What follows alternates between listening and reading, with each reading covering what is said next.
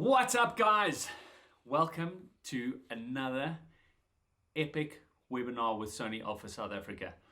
I really feel privileged to be able to be here today with you guys and to share a bit of knowledge on time-lapse photography. Now, time-lapse photography is sort of stuck between photography and videography, and it's sort of a happy medium in between, which really excites me. So we're going to be talking about how to take time-lapse, what it is, where it fits in the world, settings, and all of these different parts that go together with it.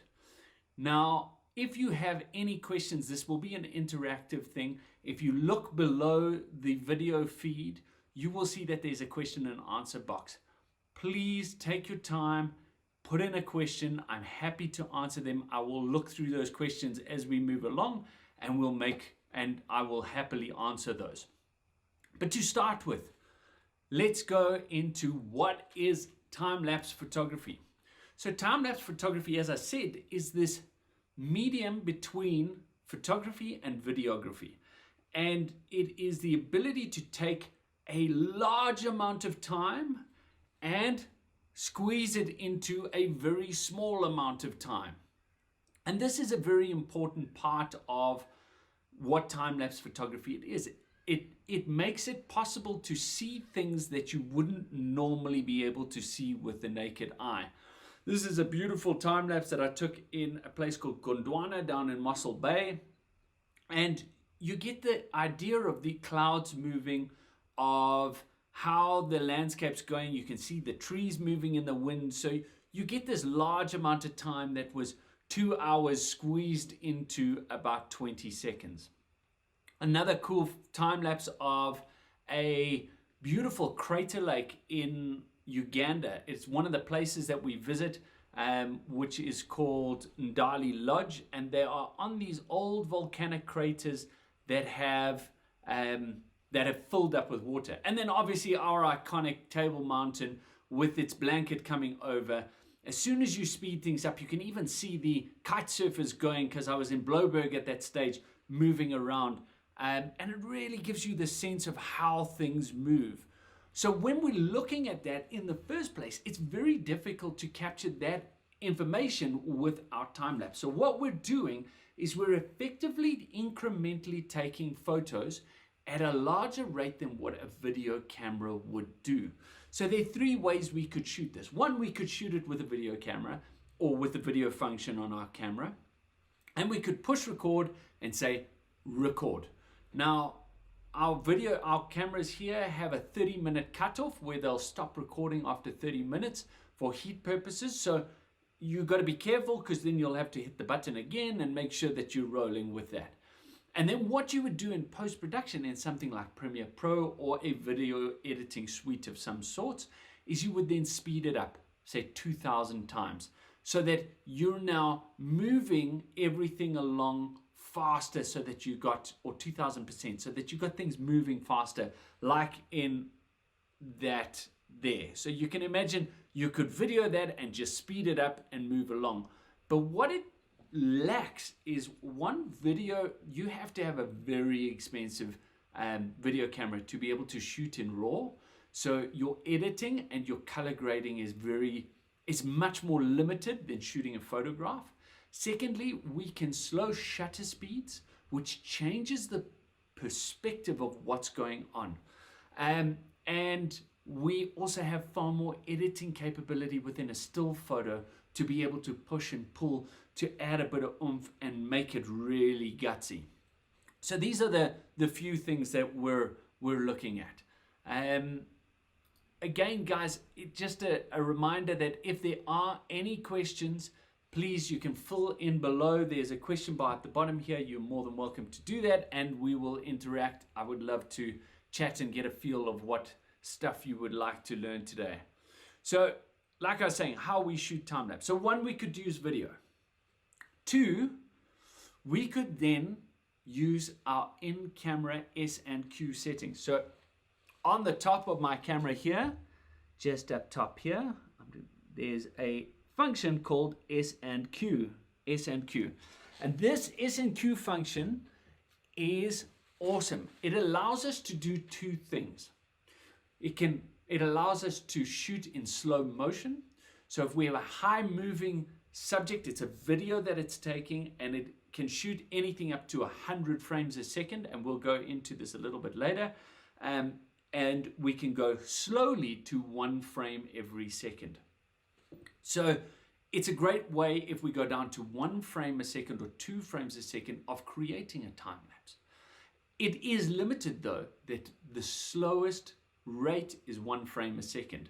With an intervalometer, we can go much longer. We can go to 15 seconds, 30 seconds, 1 shot a day, etc. But then we're talking very long time lapse distances. And it's a really cool way of doing it, because once you start that video, it will take those 1 photo every second as it goes along, click, click, click, click, click, click, as it goes along. And at the end of it, when you stop it, it will create the time lapse for you. So it's a really effective way of doing a time lapse, because one, it means no editing. And you will see when we get down to the editing part of this, the editing is quite it's a deal. You've got to be committed to what you're doing to sit through the process, because it can take an hour or two to really edit a time lapse properly. The third way, and obviously my favorite way, is individual photos. Now, like I was saying, it takes a lot longer.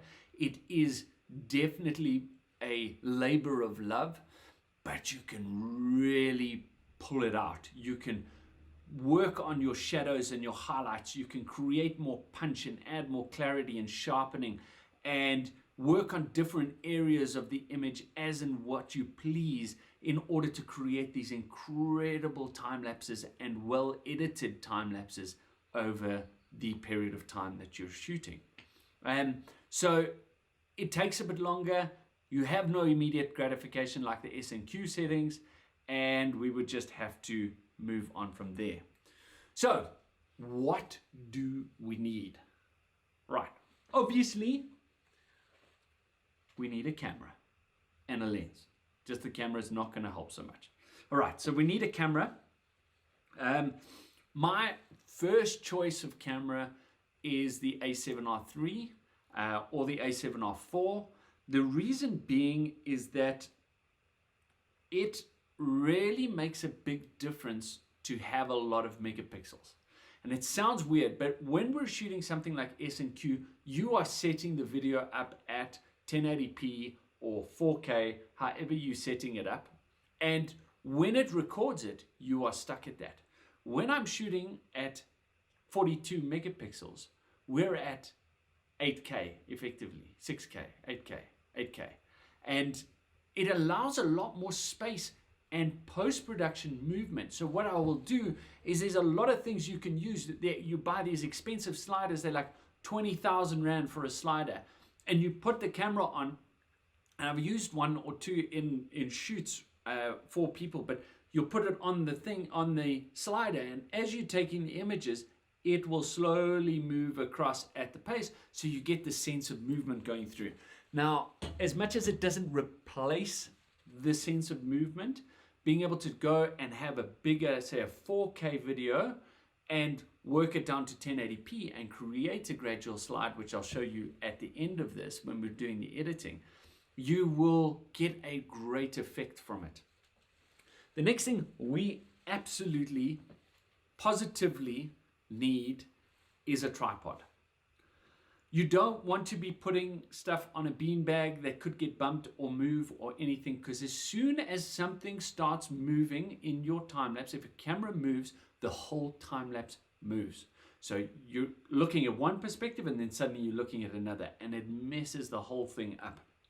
So a tripod is very important. My heavy duty one, I actually have the camera on right now. And then this is my travel tripod. So it's a little Manfrotto tripod. And this thing is amazing. It is awesome. It is incredibly light. It's less than 1 kilo. So it means that I can travel well with it. And it's really sturdy. It's made out of carbon fiber, which is really boss. The more sturdy one, the bigger one that the camera's on right now, is preferential. The sturdier your point of rest, the better your time-lapse is going to turn out. With something like this, as soon as I extend the legs out, these legs, because it's light, still have some play in them, and there could be some movement if there's wind or anything like that. The next thing we have to understand on the tripod is at the bottom here, just down here, there's a little hook over here. So if I pull this hook out, and now he's going to give me nonsense. There's the hook down here. So you can see the hook over there. What I can do is I always carry a carabiner around with me. I could hook the carabiner over this and then hook a beanbag on. Yes, come on. Carabiner, work with me. Carabiner on there. And then I could hook, say, a beanbag onto the bottom, or I could hang a beanbag from the bottom. And what this will do is it will weight down the tripod. It'll keep it from swaying. If I don't have a beanbag with me, I often put my bag on it. So I'll actually hang my camera bag, because my camera bag weighs too much anyway. So I'll hang it down, which will give me an extra bit of stability to keep this as still as possible.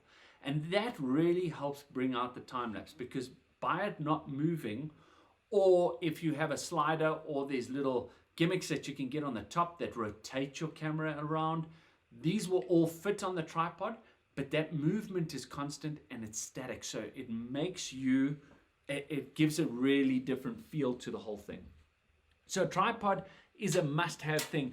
And the one thing I really want to point out about the tripod is please don't go out and buy a cheap tripod. It is not going to assist you in the long run. In a month or 2 months, you will have to buy a new one. It is an investment for life. I use tripods heavily. And when I was using tripods, especially when I was doing architectural photography, I spent good money, but not too much money on a tripod. Within a couple of months, the thing started falling apart. They just didn't like being opened and closed and used all that much. So just go out, save up, buy a good tripod. It's going to save you a long way. All right, so we've spoken about the camera. Now let's talk about lenses. So my favorite lens for time-lapse is my 16-35. This guy is an absolute beast. Nice and wide, gives us a lot of perspective.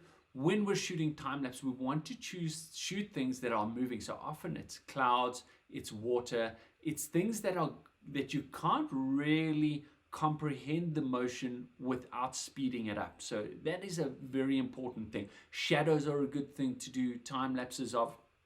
So going wide allows us to get space, big skies, and capture those bigger things that are moving. Stars are a great one, and we'll show you some star time lapses as we go along. So 16-35 is a good one. The 24-70 that I'm recording myself with now, also epic lens. Brilliant to be able to go landscape, to zoom in on things and capture that motion. And both of these lenses are 2.8, but there are f4 versions of these. And when we're talking about time-lapse, your speed of your lens doesn't really come into play too much because it's landscape photography. You're wanting more depth of field. Only if you're doing stars or day to night stuff do you need a faster lens, a bigger aperture to be able to work through that.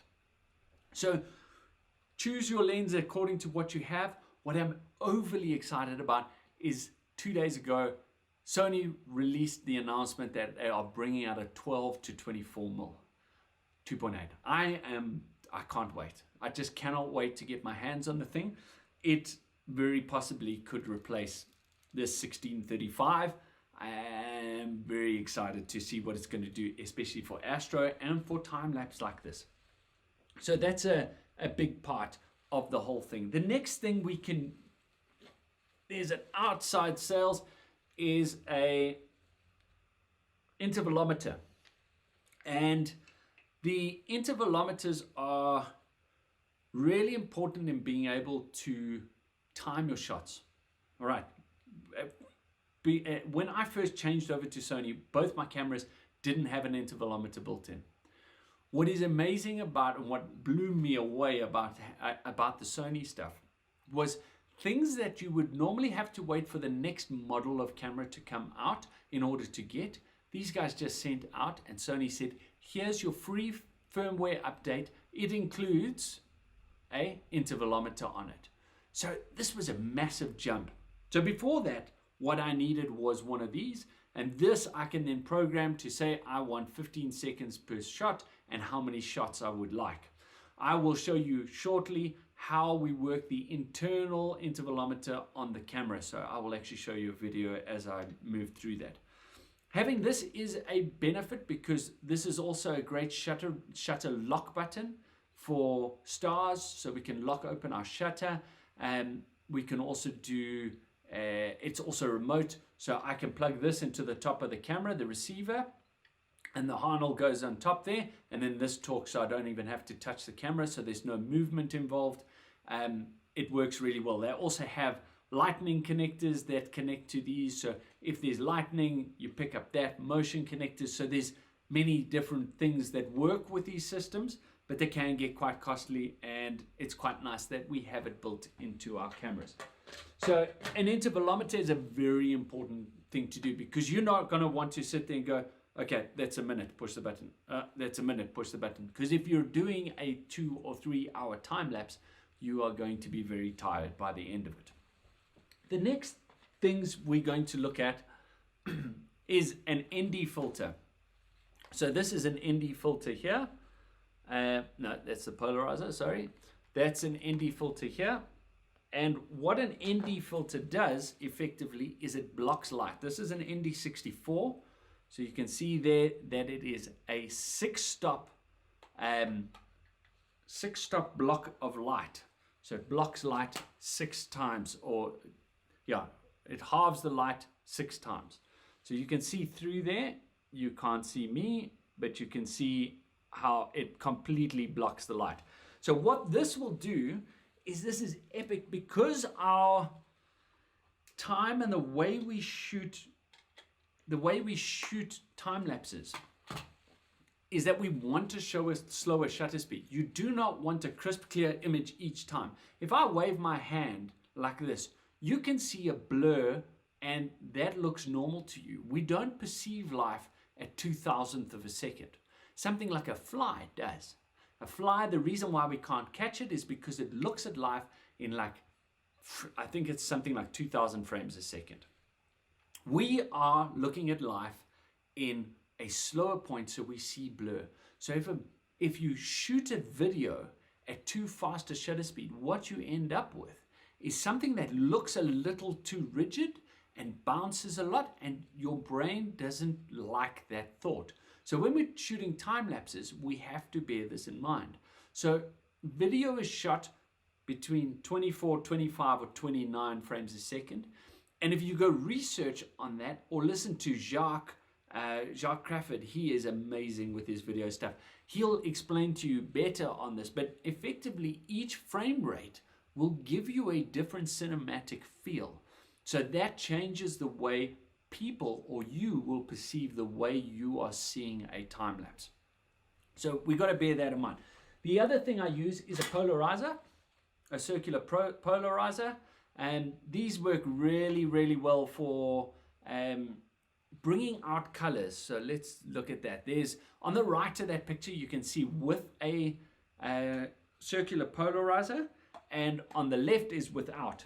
And what it does is it darkens and it richens up the greens and the blues. It creates this beautiful contrast. And added benefit is that it stops light down. You can see it's a little darker, and even when we go across to the light here, you can see how it impacts the light. So it's a circular polarizer. It's actually able to twist to get to the point where it goes. I don't know if you've ever used polarized sunglasses. If you tilt your head to the side, the light changes as to this. The other thing that this does is it allows us to see through water. It cuts glare. So it helps a lot with glare and being able to see through those different objects and create a different feel, especially if you have a very still lake in front of you. Not a lot of those running around South Africa at the moment, and not much ability to get out and do that. So that's the polarizing filter. Now we're going to talk about planning a shot. Now, if you've watched any of my other stuff, one of the biggest things and the most important things for me is making a photograph. So by the same token, we're making a video. We're making a time lapse. We have to consider what the viewer will see and what emotion you wish to put across. So consider where you're going to shoot. And planning your shot, we have to think of location. Sunrise, sunset, golden hours, when we're going into darkness, our safety, okay? I'm a nature guide, and being out in the Kruger National Park or in a private reserve, that's just gonna be a massive problem if you are standing out in the middle of nowhere and lions come eat you. So you have to consider your location, your safety, and what we're doing. So this was in Leidenberg, and it was a misty morning, and I planned to get up early before the sun rose so that we could get the mist coming through. And you can see this mist rolling through the valleys and growing as time goes on. So it's a really nice way of showing the cold and all of that. So I had scouted this place the day before. So I had actually gone out. I chose a spot that I was going to do this all from. I saw that morning that there was going to be mist and that it was misting up like that. So I planned for the following morning. This was my spot. That was the view. Let's go out. So when I got up, I went straight to the point. Cool. So that's that. The other thing we can use, and this is a cool app called PhotoPills. It is a free app on the Play Store or on Apple, and you can get it here. You can see the different where the sun is going to rise, where the sun's going to set, where the moon's going to rise, where the moon's going to set. Within it, it has these. I put the tent up for my son. You can see where the sun is. It'll tell you where it's going to be at different times with a virtual point of your camera. So it is a powerful tool to be able to plan out these shots, to understand if I'm setting up a shot here and I want to get a sunset and the sun's going to move across like this, where am I going to go? Where is it going to end? Okay, it's going to end at that point over there. So what I'm going to do is I want to make sure I incorporate that into my composition. It helps us with our long-term composition. And we have to think so far ahead because you're photographing for a half an hour, 2 hours, 4 hours, depends how long your thing is. So we have to understand that by what time is it's going to happen. As it comes down here, you can see the sunset part, which is red, and then it goes into twilight after that. So it even tells you where the light, what time the light is going to change, and at what point it's going to change. So it gives us this great opportunity to see what's happening. Some other times, we're just in good places to do things. So this was Volcanoes National Park in Rwanda, and these volcanoes are absolutely beautiful. This specific one is called Sabino, which means a tooth. And the clouds were rolling through, and I couldn't help but shoot a time lapse as we were going along.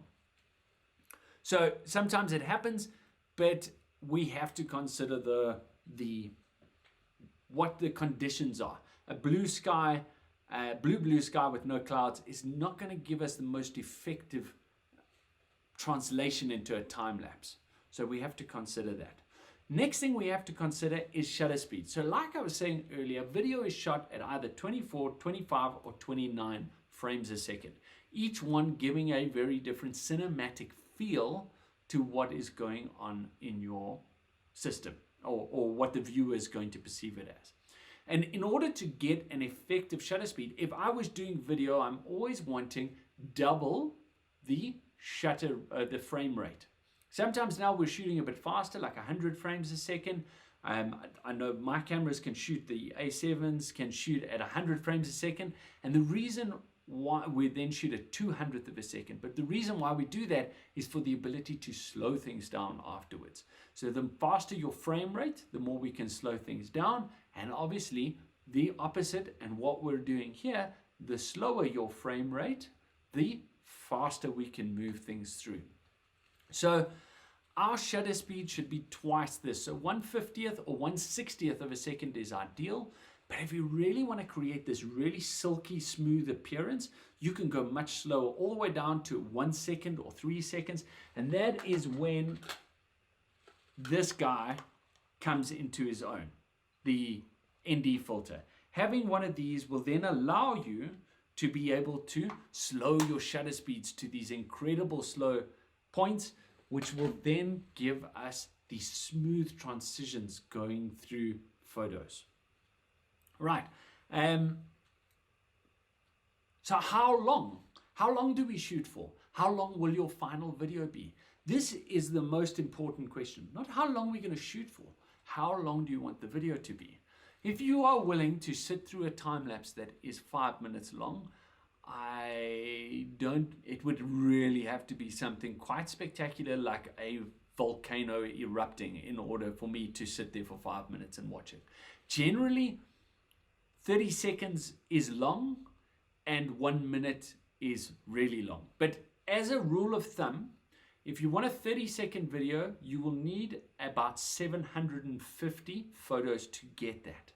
If you want a 1 minute, 1,500, and 3 minutes, 4,500. So you can work the maths out. But we're going to talk about photo pulls right now because, again, I will get into it just now when we talk about intervals. But we've got to consider that length of time. Most of my time lapses will be planned for about 15 to 20 seconds, which is more than enough. And then I'll use them as skits within other videos, and it's a nice transition point within videos, or it's a great thing for social media, or just to show and explain something that the naked eye can't see. Especially when you look at stars and the galaxy moving across and us spinning in the galaxy, really trips people's brains out because they're not used to seeing these amazing things. So let's talk S&Q. S&Q settings, back again to the top button here, and you will see S&Q right by my finger there. S&Q. And S&Q will allow us to do time lapses inside. So this was a time lapse that I did in Madagascar of the forest breathing. I love watching the mists come off the forest like this. And I did this all in camera. I didn't have the time to process. I didn't have the card space to go and shoot 900 photos. So I let the camera do its thing, 1 frame a second, and built it into this. And you can see it's a beautiful time lapse that really gets you get the real feel of a forest breathing there. So how do S&Q settings work? If we go into the first movie setting, if we go to exposure mode, we can choose either S&Q in program or aperture priority, which obviously would be our choice because we want a depth of field, or we can do shutter priority if things are moving and you want to define the movement speed, or we can go into manual and take full control of the camera, set up those settings, and then let the S&Q run. So once we've chosen that, we'll go down to the S&Q settings. If we look at the record setting, you'll see 25p is 25 times quick motion. It is at 50 megabits per second. And if I go to 50p, it will move it up to 50 times speeded up. So there's our 1 frame a second all the way through to 100 frames a second. For time lapse, we obviously want slower frame rates, so we bring that all the way down to 1 frame a second. But a nice additional thing is if you do want to go and shoot a slow motion, we could then put that up to 50 frames or 100 frames a second, and it will record that in slow motion. The next thing we do is when we're choosing to shoot an S&Q, you want to go into picture modes because you're now going to be limited by what your editing is going to be afterwards. So you have to get all the systems right. So there's a whole bunch of color modes you can choose from there. And then within that, there's saturation, there's black points, there's all sorts of different things we can tweak within the picture profile in order to get our colors just right for that setting. Alrighty, so now let's get into the guts of this whole thing. This is going to be a very We're going to get a little technical now and try and understand a few of the reasons why shooting individual photos will change the way your video looks, your time lapse looks. So let's run through this as we're going along. So when we're shooting individual photos, we have that ability to frame as we need to create a very different feel to the image because I can edit it more, but it takes up huge amounts of space. So how do we do this? We have to use the intervalometer. So I showed you the other one, but if we go to menu 14 in menu 1, you will see that there's an interval shooting timer, and we switch that on. We can then choose when we're going to start. So I can choose to start in 10 minutes, 20 minutes, up to an hour from now, and what my interval is. And we will talk about interval and what good intervals are for different types of time lapses as they move along. I then can choose how long, how many shots I use, and you can see the shooting time below. It actually adjusts that according to what my shooting interval is and my number of shots is. So this gives us a good idea of when to come back, so we can leave the camera out and do our thing. And then we have an auto exposure tracking sensitivity. So if it is starting to change if your conditions are changing quite rapidly, so if you have clouds flying overhead, we might want to keep that low because it must stay at one exposure level the whole time. Otherwise, if we are changing from day to night, we might want it to change regularly as we go along. So it will be able to move through that auto exposure as we need it to. Within photo pulls, you can see there's a time-lapse function down there, and this will give us some epic information as to working things out. I can choose how long I want my clip length to be. So I could say I want it to be 1.5 minutes, and it will tell me what my shooting interval should be and how many numbers of photos I need and the total memory used. I can choose the event duration. So if I know that the thing's going to last 2 hours for the sun to set, then I'm going to set that up. I can change my frame rate of what my final video is going to be, and it gives us all that information. And finally, I can change the size of my images. So something like the A7R3 will have a 42 megabyte file, raw file. The A9s will have about a 24 megabyte thing. So you can see just that one would have used 64 gigs of space. So you have to have the right card size. You have to be ready for the card size to understand what you're going to choose. You can then also change what your variability is. You want to set what your clip length is or find out what your clip length is. That's how we do it. So it's a great app to figure out the ins and outs of working out your time lapses. The next thing is once we've figured out the card. So a card is a very important thing. Here we have the tough cards. I love these guys, are absolutely amazing because they are really tough, as they say. This is a 64 gig card, and it gives me enough time to be able to do a lot of things. But like we were showing there, if we were taking those photos and we hit 64 gigs or go above it, we need a longer card, or we need to change our picture format. How we would do that is we would either change between RAW and JPEG. RAW is a bigger file, so let's understand what RAW and JPEG are, because this will be a big part of what is going to make your decision.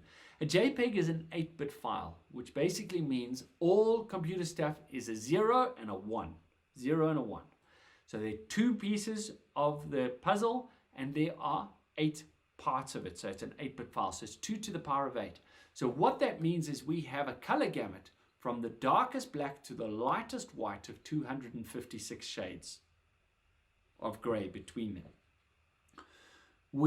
If we go to a raw 12-bit or a compressed RAW, what that's going to give us is 4,096 shades from the darkest black to the lightest white, which means now when we're starting to edit and push and pull things, we're not destroying anything, we're not moving anything apart. We have lots of options to shade and create the thing. I've edited JPEG images before where you trying to pull something back, let's say we're trying to saturate the blues a bit, and you will actually see the color bands because it doesn't have enough information to smoothly transition through it.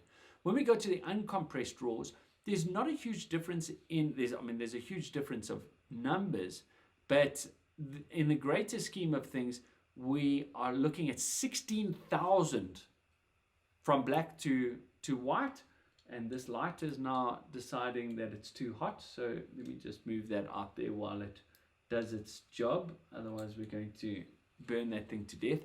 So I've got no more purple behind me, but 16,000 gamuts. But what it's also doing is it's lessening the noise. The higher your bit rate, the more space it has to fix noise in the image. So that's a good reason to choose raw.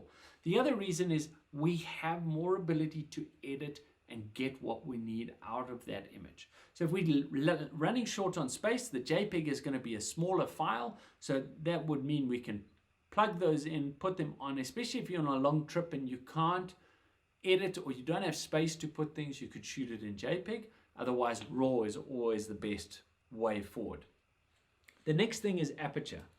And Aperture, quite simply put, is the hole through which light comes in through the front of the camera. Now, the larger the aperture, the more light comes in. The smaller the aperture, the less light that comes in.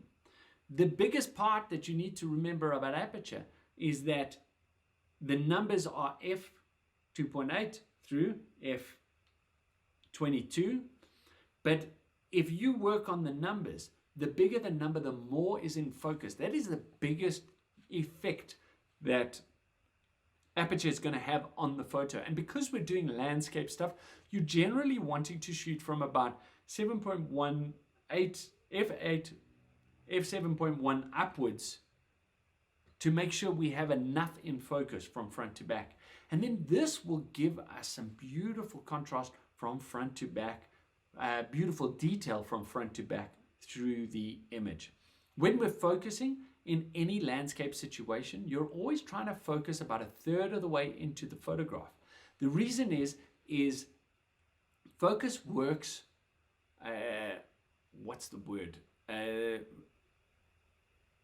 focus doesn't work equally forward and backwards.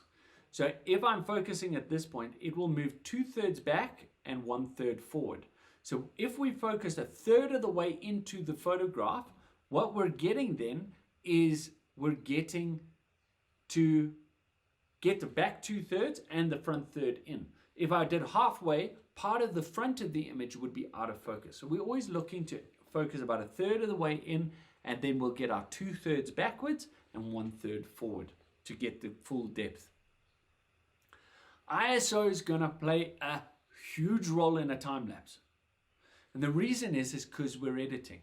In any landscape situation, you're always looking to have the most dynamic range that you can. People think of ISO as a noise thing. It definitely has an impact on noise. Whether the impact is great enough to warrant any thought is a great debate that I've had many times. The biggest thing that ISO does is lessen dynamic range. The higher your ISO, the less your dynamic range. So generally we're wanting within an ISO, if I hit my function button, I can click on ISO and then choose my ISO. Because I was in a video setting and the specific color bit, I couldn't go lower, but you would generally shoot it between 100 and 500 ISO. The lower the better. The reasoning being that I can edit it more. So I'm going to show you here. This is an edit we're going to go through later, but look at what I did to the blacks. These darks are completely gone. I just pulled the shadows back. That is dynamic range. Dynamic range is our ability to still keep your detail in different areas, even if they look dark or blown out. What we have to look at in the top right of that image, up where I am now, is the histogram. We have to pay attention to that histogram. If we mess up on the histogram or we clip them either side, which means that it's too dark, that means that there's no detail left in it. I'm going to go back there because in this video, if you look at the spots, as soon as I go up to the little arrow at the top there, you will see there's not a lot of blue showing now, but once I edit it a little bit further, you will see I'm going to drop the blacks, and as I go up there again, you'll see the blue. The blue means that I have clipped those areas. There's no detail in it for running any, for getting any detail back. So if we do that in camera and we go too far, there's no way to recover those things. So we're always looking at our histogram, making sure that we're within the histogram's limits so that we can pull those areas back and get the best edit that we can out of it. Right, so then we're going to choose our shutter interval. Shutter interval is going to determine, or our situation is going to determine the shutter interval. So when we're considering shutter interval, a storm will be about 2 to 3 second intervals in between. The reason is it's moving quite fast, especially at night here. I've got long shutter speeds, so everything's moving. We're just trying to keep it all rolling along. So 2 to 3 seconds for a storm. Calm clouds, about 3 to 5 seconds, but that depends on how fast the clouds are moving. If the clouds are moving really quickly, what we would do is we would speed up the interval. If they're moving really slowly, we might slow that down. We can also do clouds from the perspective of a sunset and how the colors change and how they move. So again, about 3 to 5 seconds is a great amount of time to be shooting that with. Sunsets, watching the sun go down, is 5 to 15 seconds. Again, this depends on where you are in the world. If you are up near the extremities of the northern hemisphere or the southern hemisphere, the sun goes down really slowly. You might need an even longer time. Here in Africa, it feels as though somebody has attached a cement bag to the sun and it drops very quickly. So we can do about 5 seconds is about a good time for that. Stars, we want about a 1 to 2 second interval between photographs. Now these photos were taken at 15 seconds. I'm just going to go back there again. These ones were taken at a 15-second interval, which allowed us to get some great definition out of the sky, but we get to see the movement as it goes along. So 1 to 2 seconds with stars. Here's another one over there with some clouds and the stars moving along. And notice the slight movement I've done in post-production, which allows for these shots to be a little bit more dynamic than just the things that are moving around in the background. And then we have the crazy things that you've probably seen in the BBC programs and nature programs is plants growing. So you'll require about 1 to 2 frames per hour for 1 to 2 months. So it's a commitment. So I challenge any one of you to get that done. I think I'm going to start one over the next couple of weeks and see what we can get. But I challenge anyone to do it and send it to me. I'll be fascinated to see how yours comes along. It's not the greatest time of the year to be doing that. All right, so now editing, the most important part of this whole process. I use 2 programs. One is Lightroom, and the other one is Time-Lapse. So this is Time-Lapse, and what I will do is I'll find my sequence in Time-Lapse. I will then work out keyframes. So here I'm showing you I've got 5 keyframes, which means I'm going to edit 5 images within this sequence. And that will allow me to not have to edit 180. I've chosen this one because there's sunbeams in this specific time lapse and it looks pretty cool. And what we will do is we're going to look at this time lapse and how it comes out. So I will choose my keyframes, I'll save that, and then I'll drag that into Lightroom. Now once I've got it into Lightroom, it's now going to import. So I'm going to import all of these images, and I choose the folder where it's going to go, etc. All the normal stuff. And it'll start to import those images as we're going along. Now, what it's done is it's added keyframes. So these keyframes, I will only edit those keyframes. So what I can do is I just click the keyframes. This will then run through and I have my 5 keyframes. And what I'm going to do is I'm going to edit just these ones. Now, because the sequence is pretty much the same all the way along, what we're going to do is we're going to go to the develop module and we are going to work through them. So here we go into the develop module and we're going to edit each one of these images now. So there's some highlights up at the top that are a little blown out, and some of the blacks, you can see the darks are quite low. So the first thing I'm going to do is recover the light in the correct way. We're going to make sure that the light comes through well. And how I'm going to do that is by lifting the shadows and dropping the highlights and making sure that the sun's rays really start to pop. The red areas show the highlights clipped. So we're going to, and the blue areas, the dark. So you can see there how we recover those shadows. And I was trying to keep, now we're getting a better bell curve. Now we've missed all those clip bits there, which is fantastic. And now we need to bring back the highlights a little bit. We're going to drop the blacks so that we can create a little bit of contrast. I don't mind a bit of detail lost in those areas. It's not going to be a problem. And now we're going to recover a bit of the highlights so that that goes down. You'll see that that white goes back to nothing at the top there. Right, then within this, there is a great thing where we will use our texture sliders. We're going to go to the graduated filter, and it automatically, Time-Lapse installs these 4 points, 2 of them from the top down and 2 of them from the bottom up. So you can see the red areas are where we're going to work. You can move those around as you need to, and you don't need to add any others onto this. So what I'll do is I'll work at the bottom there on that first one. I'll move it up so that I can get to the bottom ground, and I'm only going to work within the red area. So it's this graduated filter which allows me to work in specific areas. I put up the clarity there, some texture, and a little bit of the shadows to pull them out a little bit more. So that's a great way of creating the contrast down there and make that all look good. We're now going to work on the top. So I'm going to look at where that's moving and how the red is impacting that around us.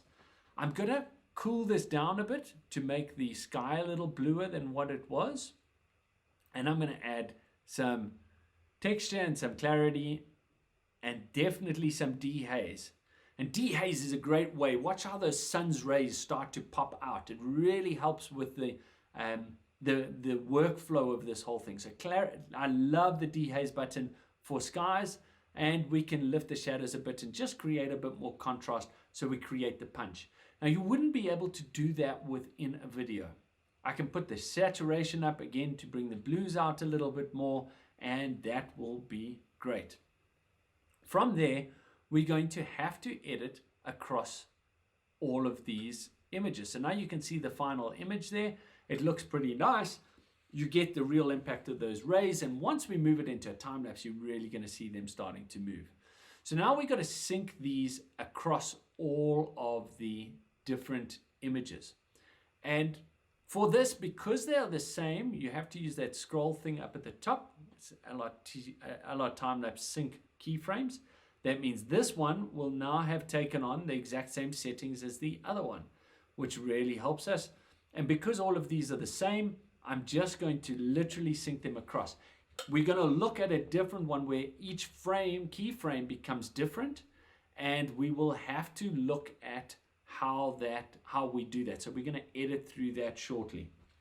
I had so much sports trying to put these things together last night. My computer was not loving me and was dying and switching off and doing crazy things. So I'm happy that we got to get these all out to you guys.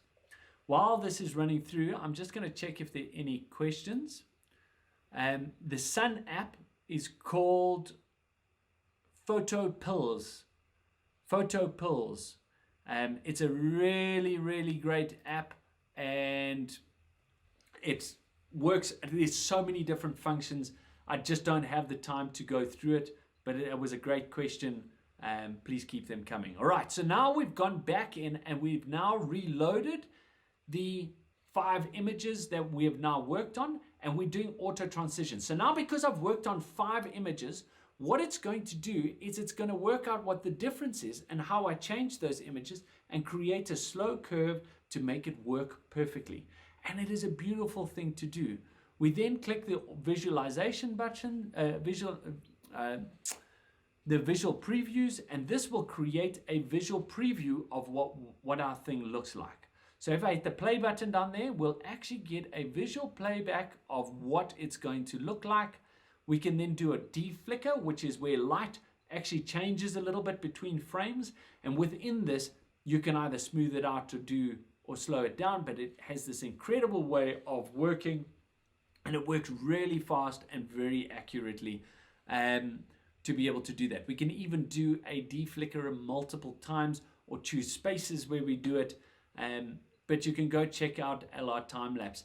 I'm going to put a link to LR Time-Lapse in my social media menu, in my Instagram feed, in my bio. So now what we're going to do is we're going to read the data from the files.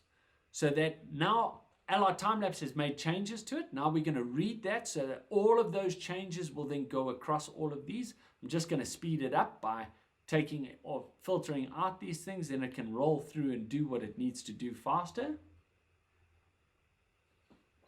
And what that's going to do now is it places all the minute changes of editing have automatically been done by LR Time-Lapse. It's an incredible thing. Then we go to our library, we select all, and we export. Now we can choose our output path, the name of where we're going to go, the resolution we're going to export at, and what type. So we can do JPEG, 8-bit, 16-bit, TIFF. It all just depends on which thing you choose to go from. But then we're going to hit export, and once that goes, that's then going to run through an entire export situation where we then, I've already done it, so we'll go back here. And what it does is it pops up this little render screen, which I'm going to open here. There's my render screen, says where it's from, where it's going to, chooses we then choose our codec of what we want. MP4 is an easy file. Size, I like 4K because it gives me space to move things around, like I was saying in Premiere Pro, that we can move things around. We then have frame rates, so I can choose different frame rates. At 24 frames, it's going to give us 7 seconds. If I go to 29, it's going to drop it to 6 seconds. And so we can change the whole thing. So I'm going to choose 24 there. Quality, I always choose high unless the video needs more. I will then go to very high and ultra high, but very high, high is fine. I can force a 16:9 crop on that, or I can just leave it where it is. And when I do and move that around, or I can just leave the forced unclicked, which I'm going to do because I prefer to be able to do that in post in Premiere Pro myself. So I will choose where that goes, how it's going to go there. Then I can choose my motion blur, how much motion blur I want. If I couldn't slow my shutter speed enough, I could do it post in here, and I can sharpen the image. So I'm going to click render video. It's then going to run through the process down the bottom here really quickly because I speeded it up. And at this point it died a few times. Okay, and then once it's done, it opens up this dialog box with our video. So if we open the video, am I going to do that? No, I'm going to open Premiere Pro. And I'm going to drop it straight into Premiere Pro. And then we're going to edit it now. So I have a project there called Time-Lapse. I'm going to open up Time-Lapse. I'm going to go to my editing view. And I'm going to drop that into Premiere Pro. And this is where I'm now going to mimic that movement that I was talking about. So I'm going to choose a new sequence. I'm going to choose what I want. So I've chosen a 1080p 24 frames a second. I'm calling it an Ndali time-lapse because it is at a place called Ndali in Uganda. I'm then going to drag that time-lapse onto the thing and say, keep existing settings, the ones I chose. Because remember, it was shot in 4K. So now because it's 4K, it's bigger than what the rest of the screen is. I need to change my sizing to 50% so that I get the right amount in there, and I can move these around. Now this is where I generate the movement. Now there's a lot of tutorials on this, guys. I know it's running through fast, but I just want to give you a good idea of how I create this and what my thought process is behind it. What we'll do then is I now want to create a beautiful bit of movement, slow movement besides the clouds, which will give it the camera a dynamic feel. So I'm going to zoom in here. I'm going to move it down a little bit so that we have a better feel of that little, there's a little crater lake at the bottom there. And you can see my keyframes being formed just to the right of my cursor. There we go. And that's my zoom in, and we're going to drop it still a little bit more there. And what I'm going to do is I'm going to move those two keyframes to the beginning of the sequence. So now that's the zoom in, it's going to affect it. And now I'm going to create a new keyframe of 50, and I'm going to put these back to what their normal values are so that I can get back to that. Now what I've done is I've created a second keyframe for each of these, scale and movement, and I can move those out. Now when I do the playback, which I'll do down here, you will see the camera move back so it gets wider and wider, and we get this very different view of the whole thing. From there, we'll export it and create our video. So that's a basic run through of an easy time-lapse edit where the light's not changing a whole bunch. You can edit all the images pretty much the same, and I will go and have it, and we'll open this up and you can have a look at how it all ended coming out. We're just waiting for that to go. It's just a bit jumpy because of the computer processing power it was taking to do that. All right. Next thing we're going to look at is the Holy Grail. Now, Holy Grail, like it sounds, is a crazy thing. It is taking a shot from day to night or night to day. And what you can do is by choosing keyframes and then clicking on Holy Grail Wizard, you'll see that it did the opposite curve, and it has now changed my images to allow for those manual changes I made as things were going along. So as it was getting darker, what I was doing was slowing the shutter speed or boosting the ISO to get lighter and lighter. Now I will choose my keyframes like I did in the last one. I will read the metadata from files. It will do our thing. In the bottom again, behind my face, there will be a cursor there which will allow me to, I'm actually going to move me quickly. I'll move me to there so you can see. And now we've got our thing. So it's rolling through our edits, and what we're going to do now is there's our different types of editing. So if I go to keyframes, we now choose and go to all of these things. Once we've edited all of these files, I think I've put this in the wrong sequence. Sorry, guys. And we'll move through all the way through. And what this does is it creates a video that starts a rolling effect like this, and as it gets darker, we get darker and darker through the video until we get to nighttime. And it's a great way of portraying the different ways we can shoot things. And Holy Grail sequences take time. That one edit took me about 8 hours and my brain was fried afterwards. But it makes it so much easier because I don't have to edit each keyframe. And again, I want to just explain that when we're taking the shots, I'm adjusting, my camera's out, it's shooting in the same place, and as it gets darker, I will boost the exposure up. So I will either slow the shutter speed or boost the ISO to keep that going. If I'm using a ND filter, I might take the filter off, or you can get variable ND filters, which will then you'll be able to change the stoppage of light and allow more light through. And what the computer does is it picks up the different ranges of those things, and we're able to then edit it into one smooth video that the transition from night to dark, even though I had big jumps, isn't a big jump at all, because that LR time-lapse keeps it rolling through as it needs to. So time-lapse photography in general is an incredibly powerful thing to use, especially for videos and for different parts of things. Please guys, if you have any other questions, let me know. It takes a large amount of time and shoves it into a small little portion.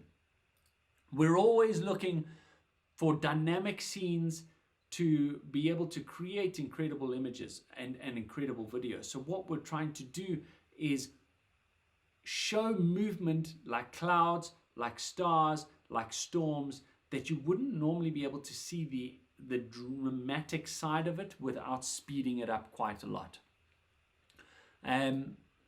Again, like Cape Town, just being able to show the curtain coming over the top there is an incredible feeling. We have to make sure that when we are planning our shot, that we choose the right place and time to do it. We use apps like PhotoPills to be able to figure out where we are, what time sunrise or sunset's going to be, what the light's going to be like, where it's going to rise, where it's going to set, what our photo is going to be like, and think about composition. We also want to shoot wider than what we would normally, because what this will allow us to do is create this movement that I've created here, and look out for special situations which will give you a little bit more sense of that movement and special places. Clouds are a great way to figure it out. S&Q settings are amazing at being able to show us and do it all in camera without us having to do any editing. So if you're a little daunted by the LR time-lapse idea, you can go straight into S&Q settings, set it up for 1 frame per second, point it in the direction and go. Just remember when you're setting up your camera to make sure that once you have focus, to click it to manual focus. Make sure that that little button goes across to manual focus over here. Manual focus. The reason is, otherwise, your camera will keep trying to refocus each time. And if it starts missing the focus point, you will miss it. So by doing S&Q settings, we can choose our speed of what we want it to be, and that will allow us to move things through. Otherwise, we can shoot individual photos using the intervalometer built into our camera, which will give us the ability to lengthen the time longer than 1 second. And as we're going to run through again now, but each situation will have a different interval that you would want to choose. We can use PhotoPills again to figure out here the time lapse to see what settings we need to put in and what our intervals are going to be like, or how long our video is going to be. We have to choose between whether we're shooting RAW or JPEG based on the number of photos we're going to take, our card size, and our amount of editing we're going to do. One thing on the cards, just to remember that there is a write speed, a read and a write speed. These cards write at 300 megs a second. Make sure that your camera writes at least 95 megabits per second. Your card writes at 95 megabits per second. Otherwise, you are going to run out of things. Aperture, we want to keep the camera at about 7.1, f7.1 or more to be able to get enough in focus from front to back, and we're always focusing about a third of the way in. ISO we want to keep as low as possible. 100 is best, but that affects our dynamic range and our ability to pull out detail out of dark areas. Our shutter interval is determined by what we are photographing. A storm, we want about 2 to 3 seconds interval between photographs. Calm clouds, about 3 to 5 seconds. If they're very fast moving, we can speed that up. If they're very slow moving, we can slow that down. All the way through to sunsets, and the sun setting itself between 5 and 15 seconds between shots. Stars, about 1 to 2 seconds between each shot. And it all depends on what you're shooting and where. This was a cool one with the clouds moving across it.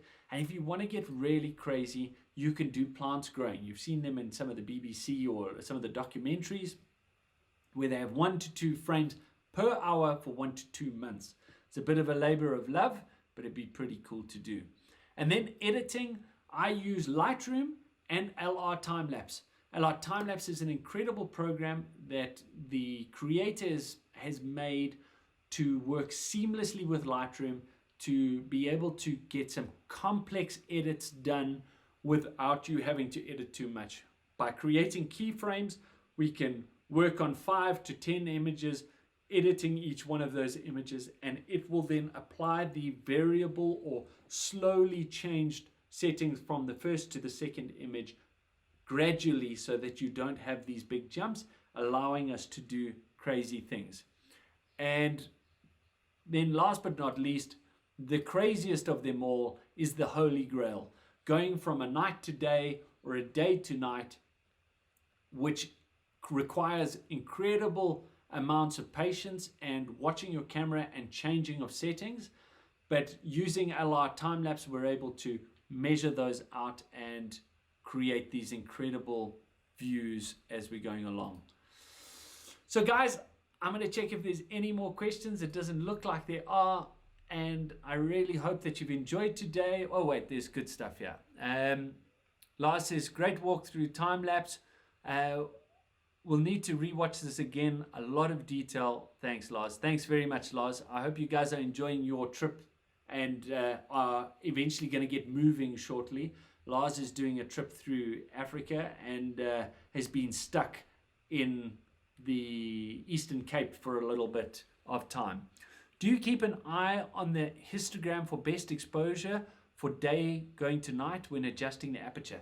Absolutely, Lars. The biggest thing we've got to remember is that this aperture or the change in this light, what you will do is you'll try and keep your aperture stuck at one point for as long as possible and use your ISO to bump it up, and then you will bring your aperture down. But the fortunate thing is we can, in our screens, see our histogram, so we're able to see how it goes. So you'll watch it get darker, darker, darker, and then you'll bump it up, and then darker, darker, darker, and then bump it up.